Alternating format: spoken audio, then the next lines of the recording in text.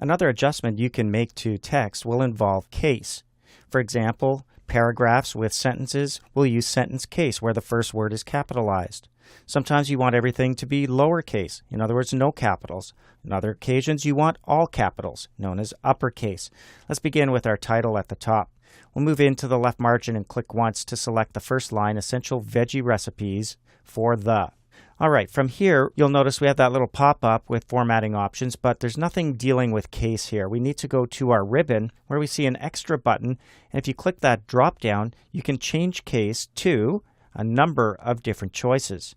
Right now, we're using something where we're seeing pretty much every word is capitalized, except for the two words at the end of this line, for the. If we hover over capitalize each word and click, you'll notice that for and the are now capitalized as well, and it kind of matches. Now let's select both lines. We'll click and drag from the first line down to the second while in the left-hand margin and go back to the Change Case drop-down. This time, let's choose lowercase.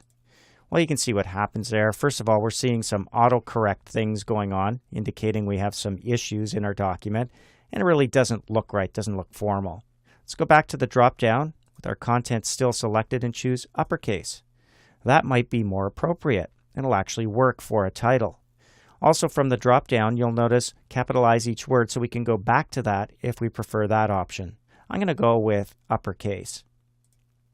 All right, let's scroll down a little bit further now into our second page, Dear Customer, where it says thanks again for your patronage. This happens quite often where you forget that you have the caps lock key on. We'll just leave a couple of spaces and turn your caps lock key on.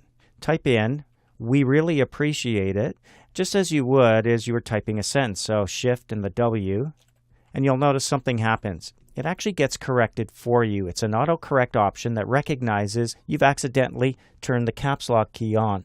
So although the caps lock key, if you look at your keyboard, is still on, it's fixed for you.